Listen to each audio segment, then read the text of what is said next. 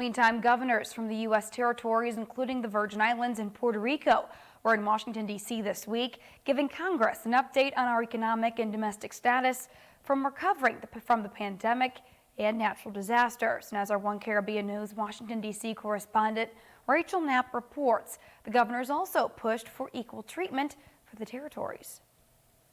The territories make valuable contributions to our nation, and I want to recognize that each territory is an integral part of the United States. In a hearing with U.S. senators, governors from each territory outlined their progress in bouncing back from natural disasters and the pandemic. Our government's debt restructuring has been approved. The rebuilding from the devastation caused by the hurricanes and the earthquakes is underway. 2022 will be a key year in our reconstruction with thousands of rebuilding projects for schools, housing, roads and bridges. With the help of Congress and this committee, we have endured the worst of the pandemic. And our tourism sector, nearly 1/3 of our economy, is thriving again.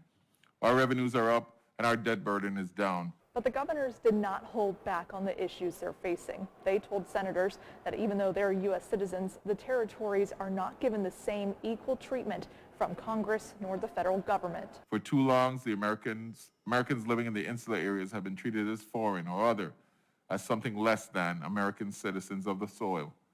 To cite a few examples, a disabled American who lives in a state entitled to receive SSI. If she moves to the Virgin Islands, she loses it. Medicaid funding to the territory has for decades systematically lagged behind funding for the poorest states. And under the tax laws, investment made by U.S. investors in the Virgin Islands are treated as investments in a foreign country. Governors say the CARES Act and the American Rescue Plan beefed up funding and expanded Medicaid, which brought relief to the territories. But it's only temporary.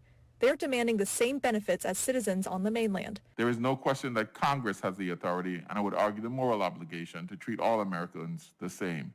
Citizenship is not geographic. And while the governor from Puerto Rico was at the Capitol, he made another pitch for statehood. Puerto Rico will remain hindered until our century-long status question is resolved.